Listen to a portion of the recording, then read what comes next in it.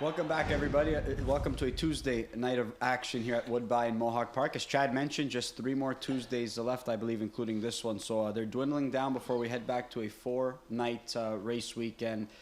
As Chad mentioned as well, again, will be that schedule. Keep an eye out in November because it will be changing. We'll be racing Sundays, as we've mentioned a few times over the past few weeks. But alongside me on this Tuesday night program is going to be Randy Waples, my Hall of Fame co-host, and Tuesdays are dwindling down. Couple extra days off might not be, or an added day off might not be the worst thing in the world, I guess. Yeah, I'm not going to cry about it, especially heading into wintertime. Yeah. It'll to me it strengthens up the other 4 nights, and that's the main thing. Gives us the other 4 nights. We're going to have some real serious kind of racing, but I agree with you there. Going from the 5 to the 4, not a bad thing. It gives us a little bit of a recharge as well, right? We're going to have the super finals coming up. We'll have the Breeders' Crown Limbs coming up, the finals. I mean, we've still got a lot of action coming up over the next several weeks. And it's what we love, but still it's going to be jam-packed. So it's nice to have an extra day to kind of recharge and prep and get geared up here for what's going to be a busy weekend. Because, Chad had a couple days to recharge, right? He had Sunday off, he had Monday off, and he looks fresher on Tuesday than we do. We have to come in on a Monday and, work. We're here again tonight. Chad gets a nice couple of days off to recharge. He's Chad. He's Chad, man. It's fun living the life of Chad. That's right. Yeah. Exactly. But it's not so fun for him being a Broncos fan right now. They find a way to lose another tough one on Sunday. I know that he's not a big fan of that, but you're going to have him crying on his Yeti up there if you keep bringing up the Broncos. I think we have the same record, anyways. The Ravens do. We lost a tough one on Monday Night Football against the Lions. So tough way to start off the season, but I'd rather we start off weak and finish off strong. But before we touch on this Tuesday night program, we're going to look back at yesterday's highlights, and I don't think any surprise is going to be Bob McClure's big night as the highlight here. And there you have it, 5 wins for him, Randy. And he almost swept the late pick 5. Did. If he got the job done in race 10 with Peel Rainbow Dash, that would have been a sweep of that sequence. But he came close with Rapasso as well. But he had a lot of live contenders, and he sure knew what to do with them. He did, yeah. He had a really, really big night, and some things kind of worked out for him too. Sometimes I thought that things just kind of She's a man, Ali. She was one of them. That's right. Kind of things went. Sometimes that's your night, but we were talking earlier last night before he started his night about how great of a night he had Saturday night. Yeah. And then he just improved it even more on Monday. So when we come up with the winningest driver, winningest trainer next Monday, I got a feeling Mr. McClure's name's going to be on there. He's got to feel really good about his lineup super final night, right? He's got what about Trouble with Names that he won with last night. He's got P.L. Spencer. He's got some horse named Bo. Flowing tribute to Bo Jangles, and I'm drawing a blank. There might have been one more. Well, he's got his own filly too, right? Perfectly Chic, who definitely is a contender and can grab a big piece. I think she's in to go on Friday in an overnight. Is it Friday or Saturday? She's in to go in an overnight. So plenty for him to be excited about. And as Chad mentioned on the top of the show as well, that Jackpot High-5, just one winner last night, so we have to start anew yet again tonight. All again. How much did it get built up to last night? Around what, 7,000, 8,000? Probably about 7 plus 75. Yeah. And then just obviously, look, it was Willow Time who got the job done, one that we figured, and underneath it was just a slew of long shots, to make the sequence pay. The Super paid great. So, all the other contenders never really hit the ticket aside from Willow Time getting the job done. Herb Holland's getting along really good with Willow Time. Yep. He raced really well 2 starts back. Starting to figure him out, like you said, right? He's not the easiest horse to train. I don't think he is either, but you give Herb long enough, he'll get him figured, and I think he's got him figured. And another guy who gets along with him, the guy sitting behind him. Louis really does a nice job guiding him along, right? We've seen it different ways of him getting the job done, but he certainly knows kind of his quirks and how to race him, and that was indicative of that victory last night. So we're going to touch on some the action here tonight. We're going to dig right into those replays because would you submit 5, 6 replays here tonight? All right. I know there's some horses that you're interested in highlighting on this Tuesday night program. We've got 10 races tonight. We're going to kick things off here. Race number 1, which kicks off the early pick 5 guaranteed at $75,000. And a tricky way to kick off the sequence, though, Randy, because I think we're going to see some horses in here. As we see early on, they're going to take some support. But how many of these horses are reliable? Because, they put themselves in good spots, but some of them are a little bit camera shy. And I think Give Me Carrots K and Double Dippin', 2 horses that are going to figure in here. I think those two again are just just have had some bad luck in terms of being win candidates. Well, something. I guess we could maybe say bad luck, or is it just a simple fact that they don't like to win? Yeah, bad luck in the sense that they're There's struggling two to win, horses I should that don't say. want to win. Yeah, there you go. Give me Carrots K. I've been using this one regularly, obviously, you know what I mean? But I'm throwing him in for second tonight. I'm starting to think that maybe he was 2 for 29 last year, 2 for 29 this year. Is there going to be another win in there, or is this the cutoff? So I'm going to throw him in for second. Double dipping, another horse that to me sitting real close to a win. We're going to throw him in for third. Sushi Bar. Now this one I could see maybe coming up with a win, because for the simple fact that he will win a race. Like I've seen him win, that way. But New Legacy is the way that I'm going to go, and I can honestly tell you the two biggest reasons why. Last year, he's 11 for 25. And I know a lot of them probably came out east, but this is a Father Patrick, $130,000 Lexington yearling, John. This guy was born and bred to be a really nice horse. 11 for 25 last year, but only 2 for 19 this year, but 7 seconds involved. 19 starts, 12 times on the board. I can honestly say the biggest reason, other than the fact that he does know how to win, was McNair. Yeah. I really honestly thought that Dougie would fit this horse to a T. Dougie leaves me on Survivor Island all by myself there, so I'm not really sure who we're going to get to drive, but I still say that this is a live horse.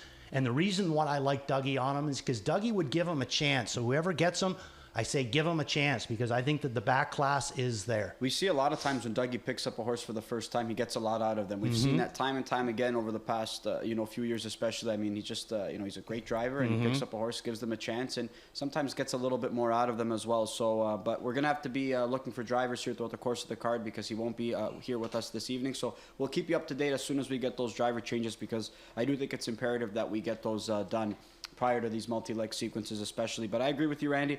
I think this is a race where you can take a shot with. I went to Captain Morgan yet again.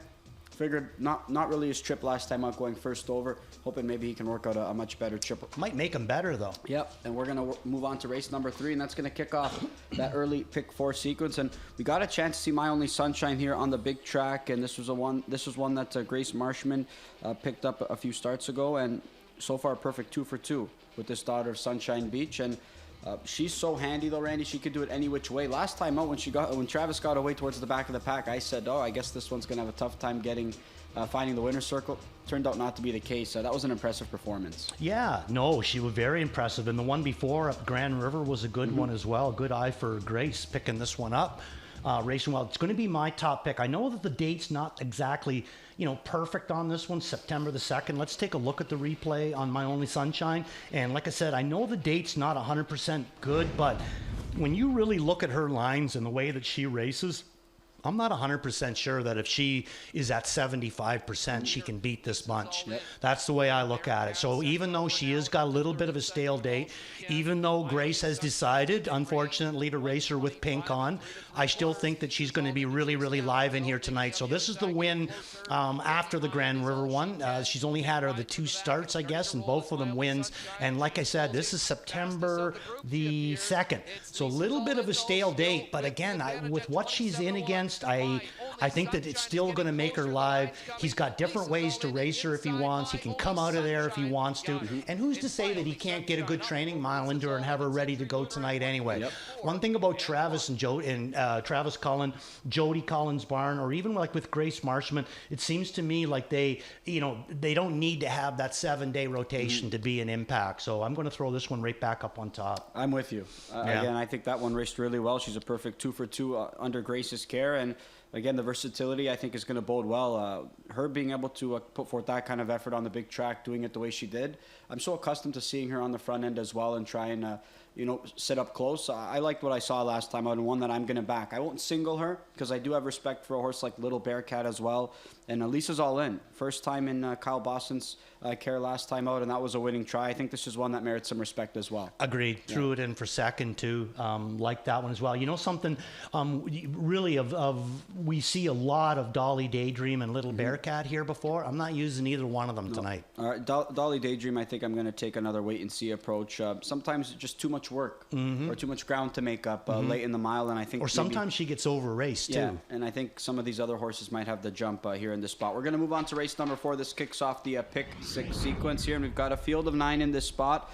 And again, we'll keep you posted with the driver changes. Carson's Buck and Go, I think one that was going to be a contender here in this spot, breaking getting the job done in a maiden class last time up. But that was an impressive final quarter. But for me, I'm really intrigued with the Jose's triplets here, Randy. I think this was one who you could say he got a clean shot, halfway down the lane, and he wasn't able to go by a couple of rivals. But, I still liked his efforts, his first 2 tries, and I think this is a much better spot for him to get that first win for the new connections. And I'm going to be going all in on this guy. What say you?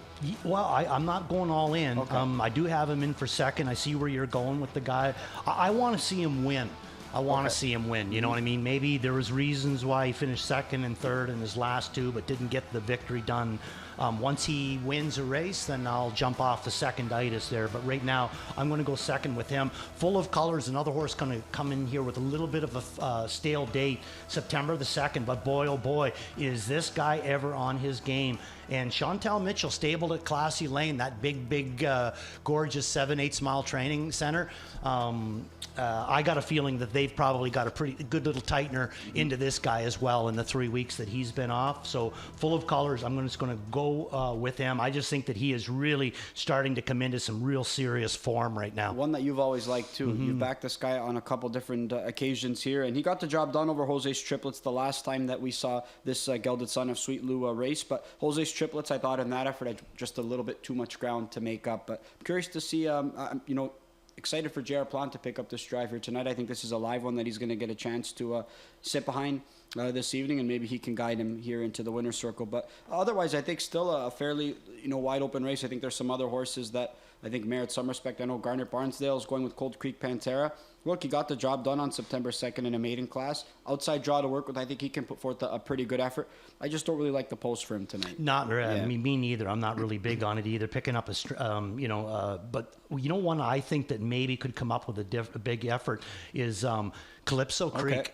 This guy, the August the 1st at Woodbine here, he suffered 2 bouts of interference in that race, finished third last quarter, 28-1. He was sneaky good. And then he took off back to Kawartha, Grand River. Haven't seen him since. Now he's back here with a third under his belt. Good date, too. I'd take a serious look at Calypso Creek if I was you guys, because take a look at who's driving him, too. Yeah. Hot man Bob McClure. Yeah, big time. And there's our look at race number 4, and that kicks off the pick 6 sequence. We're going to move on to race number 5 here, and this closes out that early pick 5 sequence. And there's a 5-1 morning line. Horse that's 5-1 on the morning line here that I don't think we're going to get anywhere close to that number. That's the 8 horse, Not at the Table Carlos. One that you really liked last time out and just got going a little bit too late. I think he's going to be 3-5 in this spot. I really do. I don't think you're going to get anywhere close to that morning line. I think he'll be the race favorite in this spot, and I think he's inching closer to a victory, and I think last week was a stronger indication that he is. But one that you loved last week, I assume you're going all in on him tonight? Yeah, okay. And he is actually my all-in. Really? He's my best bet of the night. I would have loved to have gotten it down with him last week. Let's take a look at the replay. Maybe you guys can see the same thing as me. I think that this horse was loaded for bear in this last start. Made a good move out of there, too. It looked like he was going to maybe chop, and then Mass Deployment come on the outside, and he turned him loose, got in on his back, but was never able to get out in time to get the job done. So Mass Deployment, the horse up in front, who was the favorite. He's going to get the job done here, but my goodness, this big stepping horse that McClure's driving, Mike Keeling's horse, Not at the Table Carlos. I think this guy is crazy good here this night. So take a look at yourself out there, what you guys think. Still not able to clear that inside wheel.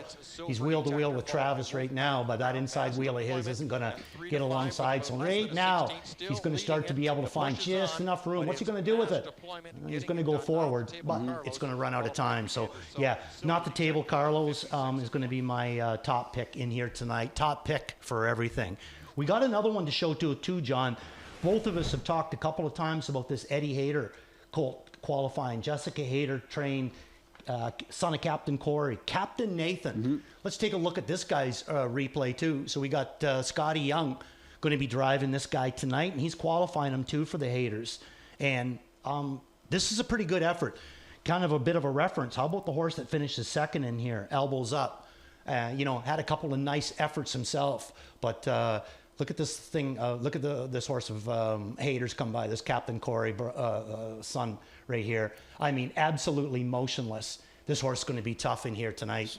A lot of it's going to depend on what they're going to do. First lifetime start, inside part of the gate. I'm not expecting them to go crazy. They didn't go crazy in the qualifier.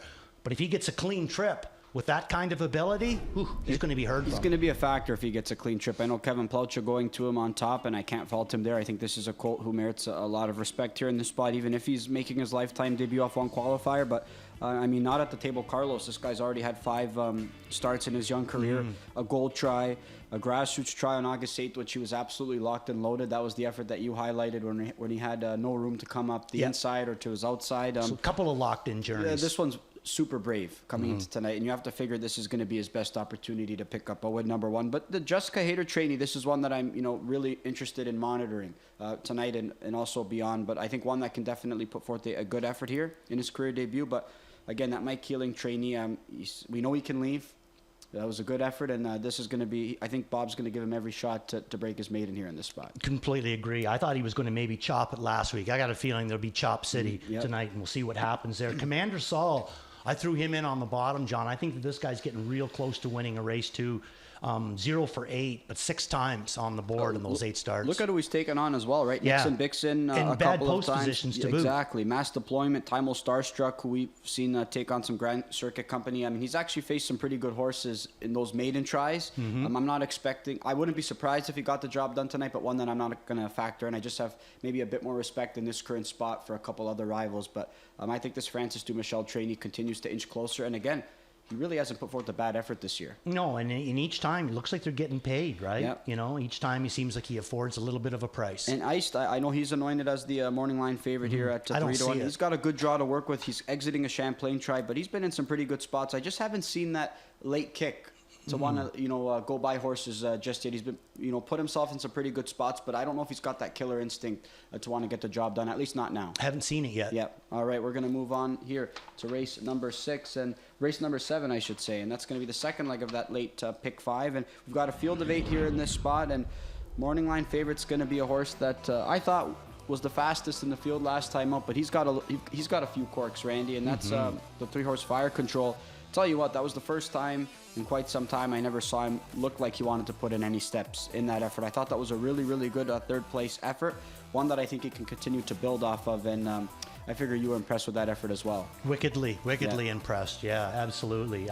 Looks like he can be a little bit of a handful at times, and I don't mean just the steps too. It looks like sometimes he can get a little aggressive and that, but Scotty's done a good job. So let's take a little replay on Fire Control, this last one, and he went into this last race too on a 13-day rotation, so almost 2 weeks in between his second last race and this one, and he's going to fire off a back half in 55 seconds in the last quarter and 26 and 1 for this guy. And you can tell, like, Scotty's just kind of taking his time with this guy. You know what I mean? Like, I don't think this is one of those horses where you just kind of like pitch the lines at him.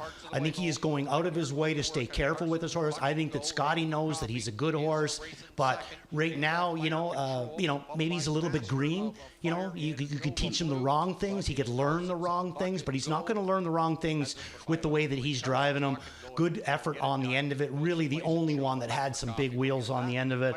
And I think that this is actually an even, easier bunch than what he had to face last week. So I'm going to go right back with Fire Control. You? You know what? I went to Late for Coffee, but I will agree with you. I went to him only because I think he'll get away off the car cleanly. He might be able to kind of steal this race, but for me, nobody was moving better than Fire Control, and that's why I use both of them. I'm not going to try and get cute and say that I honestly think Fire Control is the fastest horse in the race. But the biggest thing about racing, Randy, is positioning. Does he behave? I don't know if Scott can get him off the car, relatively easily. He might get away 7th. It might not even matter. That's how much speed I think this guy's got in this current group. I thought that was an improved effort for Late for Coffee last time out. He never really showed that same level of interest or pop late in the mile. Clearly, something must have been ailing him, in those tries, because he's been better than what he's shown. And last time out, at least he was able to follow a Carson's Buck and Go, who was really sharp. Honestly, I don't think anyone was going to beat him that night. He was on his game last time out, especially pacing that sub-27 final quarter. But if Fire Control behaves, if he's close, good luck beating him, in my opinion. Yeah, Sounds good. There's our thoughts there in race number 7. We're going to move on to race number 10 here, the finale here this evening, and we've got a field of 10 here to close things out. I know there's one horse in particular that you liked. You like coming into this race, and he was your horse to watch last time out, wasn't it? And that's the 2-horse Captain Crave. Winless in 8 tries, Randy, but the last 2 efforts, a third and a second, this guy's inching closer to getting his picture taken, I'd say. Yeah, I think so as well. You know, there's a couple of other ones that look good in here. I thought Letter Sink's Son was really good on the end of it, down on the inside. I thought he had a big effort in there. Just Givner. Now, I got this guy in on the bottom of my ticket, John. I got him in for 4th, but this guy, it says broken equipment there. That was a tire. This horse had a flat tire from about the head of the lane home, so actually he raced pretty good considering he was doing that. A couple of the other ones, you know, Overbet, you know, coming with another qualifier. He looks good in there. James McDonald not going to be here tonight, so Louis picks up this beaten trainee. But Captain Crave, let's take a look at Captain Crave. And I agree with you, John. I think that we really started to see something good 2 starts ago on September the 2nd. Then 2 weeks later, he comes out with what I would consider to be his very best start so far. So let's take a look at Captain Crave and Todd Ratchford. Todd Ratchford coming right back up with this guy in here tonight with this Brenda Lane trainee in here. So here we go with Captain Crave. And at this point, like I said, Todd's looking. You know, the whip's up, but Todd's looking. And he's not really, he's just kind of keeping him to task, keeping him on his game.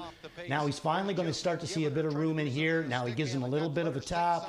Kind of has to keep a tight hold of him when he does it. So he's only going to move so much, but he does come forward. I'm going to take a chance with Captain Crave and hope that he's a little bit better in here tonight. I'm with you. That was a good effort. Again, the last 2 tries were good efforts, and you sold me on this guy. Look at this field from top to bottom, and I figure this is going to be a great opportunity for him to pick up win number 1. Overbet, I know one you have in front underneath, one that Garnet Barnsdale is going to go back to after going to him in his career debut.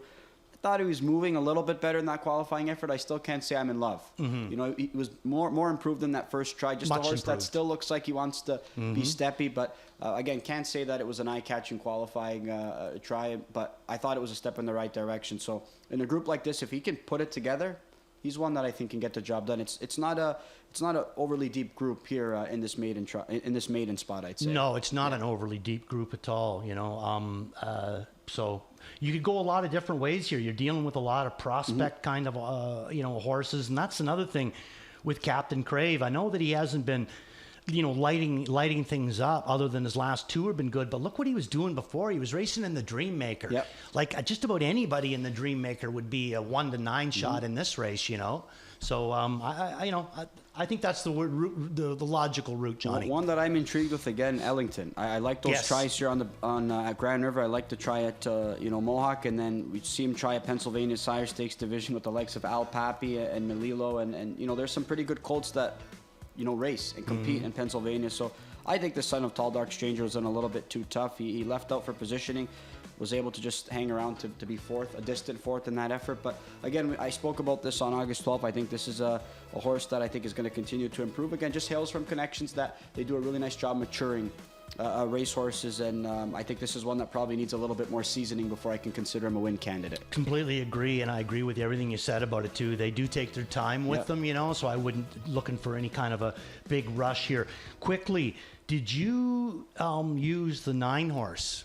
No, I did not, but I know one that you really liked last time. But I just, you know what, I didn't see enough from him in that effort. No, I expected more pop, but he never looked comfortable to me in that outing. It's just, you know, when you go down to the bottom, my goodness, does this guy ever look like a rocket at one time? Whoa, was he ever? But he's just not quite the same guy, but at some point, you know, I got a feeling that we're going to see it again, and I'm not using him in here tonight, but if you're stuck on one and you like the way he looks out in the post parade, you might want to take a chance and throw him in on part of it, because I'm telling you, his 2 bottom lines, the bottom one now, the one that just dropped off, he had some killer moves on the end of it there, but just seems like, you know, things just haven't exactly materialized for him lately. This is a really tough late pick 5 sequence. Yeah, it is. Because I think, especially the first 2 legs, or a few of these legs here in that late pick 5 sequence, I had some trouble. I just decided to take some shots and single a couple of horses, but I had some difficulty. Even with some of these other legs in this early pick 5, I think is going to be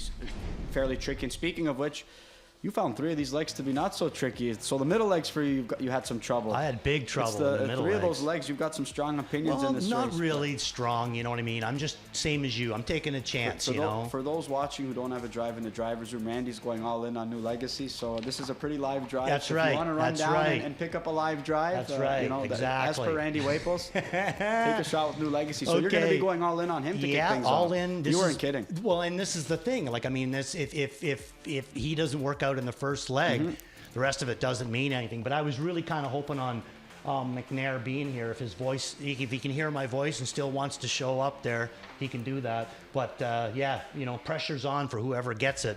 In race number 2, I'm going to single Let's Get Pickled. I just think this horse is cracking good right now. Race 3, it's a huge spread for me.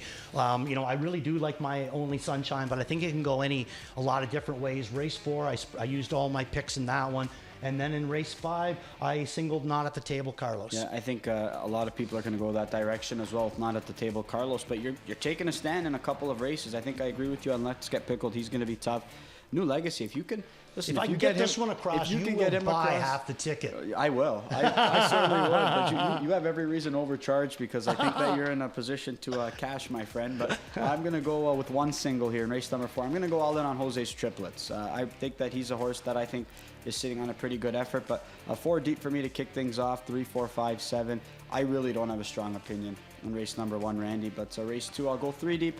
Look, I like the effort from Let's Get Pickled last time out. I thought that was a much improved effort by Dragons Better, and no plan intended for me. Look who he was taking on, you know, out east. The likes of B2B, Roll 'em. I mean, those horses would absolutely crush in this spot. So this is a horse who's got some speed and some talent. I think he should really, I think he should put forth a pretty good effort against this group. And race 3, I'm just going to go 2 deep in race number 3. I'll just go 6 and 7 there. And you know, race 5, I'm with you. Not at the Table Carlos, one that I'm definitely going to use. I think Captain Nathan also merits some respect, as you mentioned, but it is going to be tough to beat that Mike Keeling trainee. So there's our look at some early pick 5 tickets idea. Again, it's really difficult. Randy and I have provided some different thoughts and ideas there. So if you want to combine our thoughts too, by all means, go ahead and hopefully you know, this might be one of those nights too, you know, where it's so difficult there that just keep your ticket cheap. Yeah. Just take the ones that you like. You know what I mean? And you got just as good a chance, really, of getting it. This is a tough sequence. The same for me. It's, you know, if you struggle with the race, it's process of elimination. Sometimes just take out the ones that you just say, you know what, I'm not going to back them in this current spot, and maybe things become a little bit easier. That's often what I try to do in a race that I struggle with. All right, we're going to move on from tonight's action and feature what's going on this weekend. And we've got, we talked about the Super Finals, we talked about the Breeders' Crown, but we've got some grassroots finals coming up this Saturday, Randy, and I'm looking forward to it. This is always one of my favorite cards of the year because I think it's always such a great wagering card.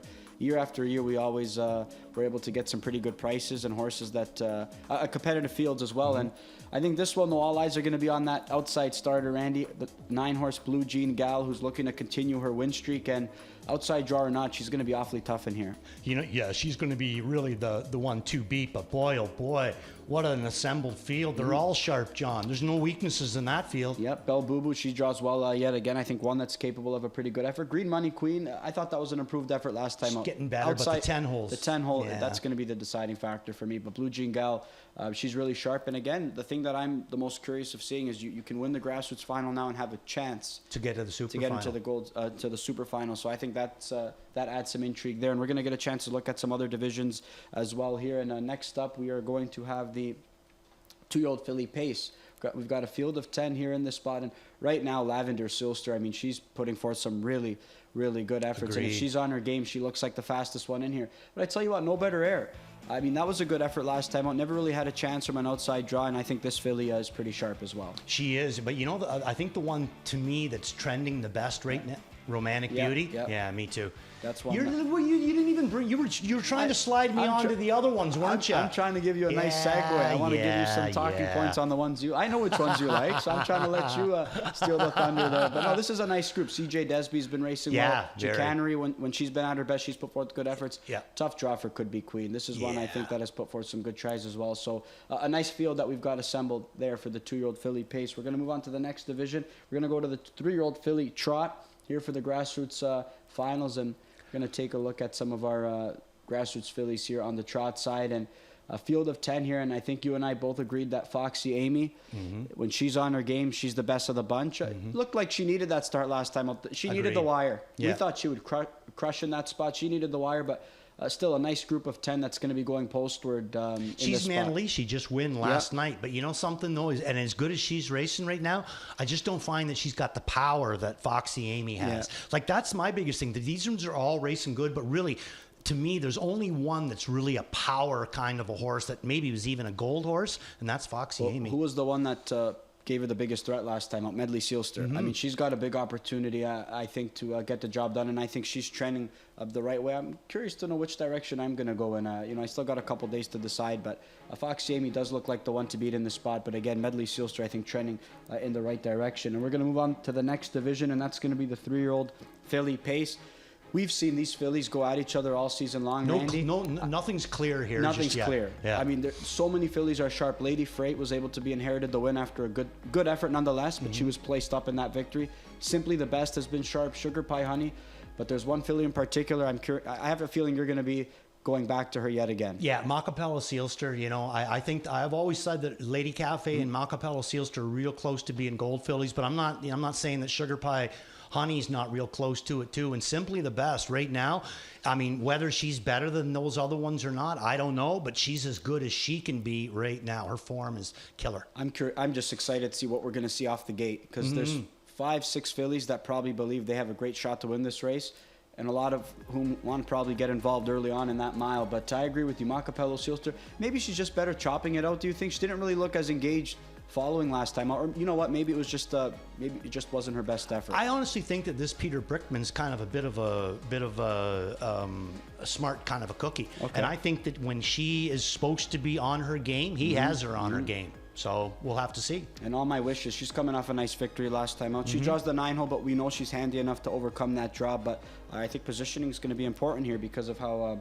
deep that this field is going to be. And to close out that, we're going to go to the next division. It's going to be the 2-year-old Colton Gelding trot here on the grassroots side here. And we've got a field of 10 here now. Oh, this one's a few weeks ago. if you looked at this group, I think we would look at LP Bay and say he's a single. Yeah. Right now, he just doesn't look comfortable. A couple of miscues here, coupled with the fact he's got post 10. If he pieces it all together, he'll be tough. He's just tough to trust at this point. Yeah, he is. He's very. I mean, he was so good before, and he's just his last 3 starts. It seems like there's something that isn't agreeing with him. But there's so many of these other horses are just in their form right now, or just starting to win right now. But I would have to say myself, I'd probably be leaning pretty heavy towards that 6 horse. Okay, you know what? It looks like he's like. Half the time it looks like he's not going to get there. He's going to get a little bit weak on the end of it. Then James calls on him and he just digs in and finds a little bit more.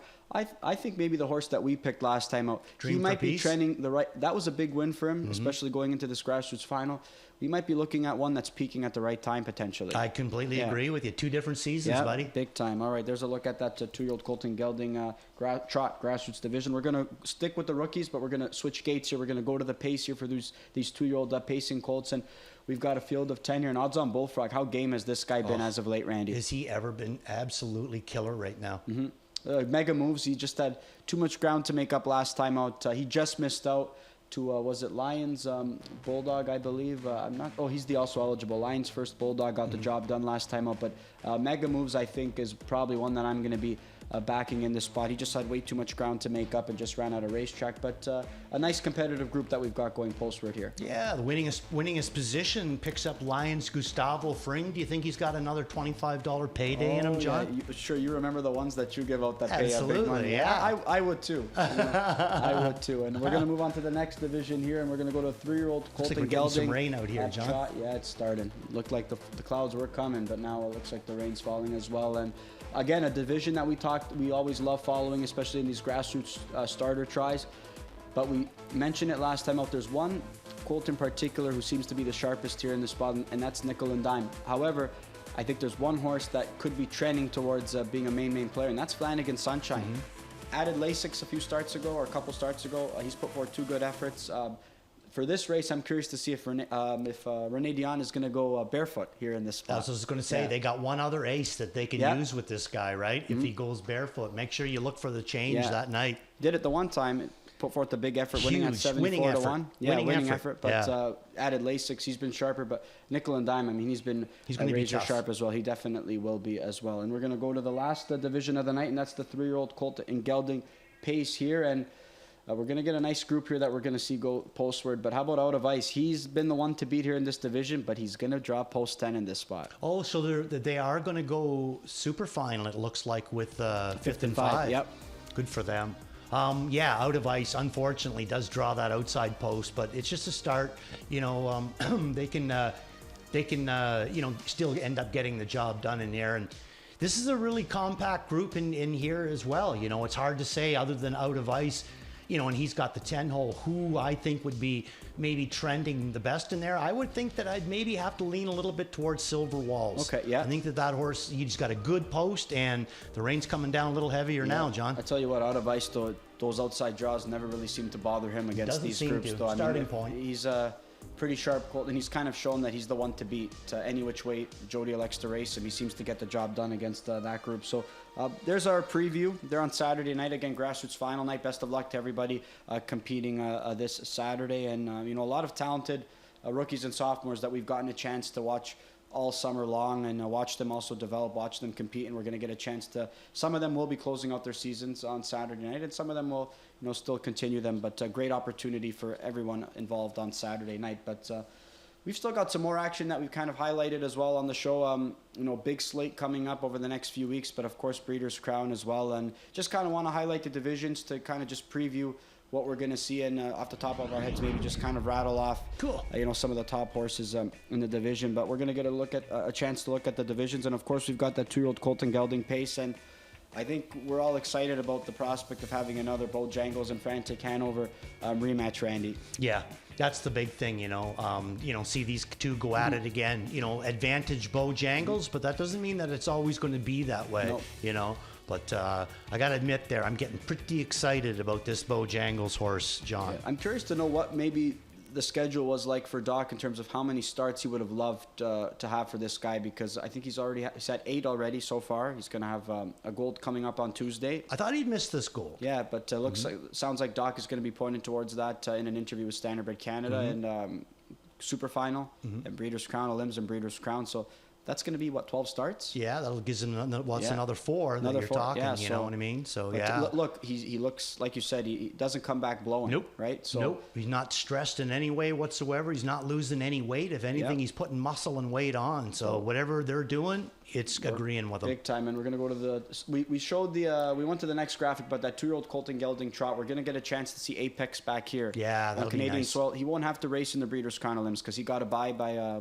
winning the Houghton, the Peter Houghton at Hoosier. So he'll get a bye straight to the final. 4 straight weeks that he's raced. It's nice to see him get a little bit of a break. I think Marcus said they're hoping to get a qualifying effort under his belt in Lexington. Oh, yeah. Qualifier. Even if they had to train him with a few other. Marcus has so many horses, you know, he could put his own race together. Yeah, big time. And we're going to look at some of these sophomore divisions as well. And 3-year-old, colt and gelding pace. Of course, we're excited about the prospect of seeing Blueprint yet again here on Canadian soil, and even guys like Matt and Oaks. I mean, the last time we saw these guys hook up here on Canadian soil, they gave us a memorable edition of the NA Cup. Yeah, they did. But boy, oh boy, this seems to be Blueprint's year. Yeah, really. He just looks like the sharpest right now, and the speed, all of it, he's putting it together. But still some good divisions, and I know for the 3-year-old colt and gelding trot, I think we're excited about Motocon Legacy standing in the winner's circle and representing, the Canadian hopefuls here in late October as well. He's razor sharp. Like you said, you never expected to see a sub 50 mile. 49 mile with the plugs in and just sitting there with them. Unbelievable. And of course, we're going to see some other divisions as well here. And we get a chance to see, obviously, Twinbee Joe Fresh and Sylvia Hanover in that filly and mare pace. The open pace for the aged pacers is the most wide open division here that we have in the sport. Right now, Maximus Mickey looks to be the sharpest horse, but it always flip-flops. I mean, Irvin Hanover's razor sharp. This one's going to be quite the race, I'd say. Oh yeah, it always usually is. Hey, they always say the 3-year-old is the glamour boy division, but I'm not 100% sure on that. I think that the open pace is the glamour division. And the open trot again right now, Lexus Cody seems to be the sharpest horse in that division right now. But again, things change come Breeders' Crown. Look, Breeders' Crown is great because the last race of the year for some of these horses before they compete in that Final Four at the Meadowlands, and everybody, I mean, all these horses are kind of pointing towards that race as well. They hope to come into that race razor sharp, and there's so much value across the board. It's hard to really, settle with a horse at a short number when there's 9 others who can get the job done. Yeah, and it's just and it's because it's become such an important race to win on a horse's resume. The Breeders' Crown champion. That means like even you look at a horse like we've talked about different times, Wheels on Fire. Mm-hmm. What's one of the first things, other than the fact that he's big? Mm-hmm. What's one of the first thing that comes to your mind when you hear Wheels on Fire? No, it's not him. American history. American history. What's one of the first thing that comes to your mind? Oh yeah, he won the Breeders' Crown. Mm-hmm. It's just such an important race. Big time. And speaking of that open pace division. Hopefully we get to see Nijinsky, back and good to go. That would be nice. He's going to be in to go this weekend. So we're going to get to see him here at Mohawk on Saturday night, competing in a pretty deep preferred race, or preferred or open it is. But I'm excited to get a chance to see him. I know James is listed on him. I wonder curious to know what commitments Louis has out of town on Saturday. I think it must be Dayton. I think there's a Dayton race on Saturday. Right. Yeah. Not sure what Irvin's going to be there. Right. That's right. Didn't you say something? Isn't Sylvia racing? Sylvia, I believe Sylvia and Twinbee Joe Fresh. Speaking of which, they'll get a chance to hook up at Dayton on Saturday as well. I assume so. So that's right. Louis will be in Ohio Dayton. Yet again, looking to replicate some success that he had at Scioto in the Jim Ewart Memorial. Putting the pressure on James. Yeah. Well, he's listed on Remember the Alamo Nijinsky. That's a pretty good horse as well that he got a chance to pick up as well. So he's got some decision time for James McDonald come Saturday night. So who made a good decision tonight? Who did you? Doug McNair, because it's raining, John. Yeah, I guess so. you would be on your couch if it was raining. Oh, right? yes, I would. If you were still donning a set of colors. Listen, I'm going to tell you, in my driving career, I could have drove around with no windshield wipers. Really? Because I'd never get in my vehicle if it was raining. All right, that's a prop bet. That would have been good. You got a short number though. If it rains, that Randy Waples isn't going to be in to drive. We're going to look at some plays of the night here. We're going to start off with myself first. Wow, this is shocking. Can't believe we're starting with me. I'm not even used to this. Worth a look. Katkin Morgan sitting there at 33-1. My all-in's going to be Jose's triplets. Randy, I think he's got a good shot to get a score here on Canadian soil. My best bet, Park Avenue Janet. My spot play, I'm going to go to Yankee Clout tonight. I think this is a really good spot for him. Every horse finds his field. I think this field is right for the taking here for that I got him in for Walter second. Whalen trainee. Yeah, I think he's got a big shot. I do. I agree with you, too. I like your picks. All right, we're going to go to your plays board here, Randy, and let's have a look at what you've got on tap for us tonight. A couple of singles, New Legacy, singling in race number 2, singling with Not at the Table Carlos, and then I go really, really deep in race... Oh, no, I'm sorry. I thought it was my pick 5. My apologies. Come on, Randy. Okay, so Not at the Table Carlos is going to be my all-in fire control. We showed you that replay, Waples Watch. Beat the Favorite is going to be in race number 6. That's going to be Always Be Sweetest, and it's going to start it off with the Worth a Look. That's going to be a New Legacy in race number 1. Worth a look. I think that tie's worth a look. That's a sharp-looking tie right My daughter bought me that tie. That's a really sharp-looking tie. Go. Thank you, Abigail. She's got a taste for fashion. That's for sure. All right, there's a look at our plays board here this evening. We went through that this Tuesday night program. We're going to do our best to guide you through it because it is a bit of a tricky card. We'll be back momentarily here, and we're going to take you through tonight's action. Good luck.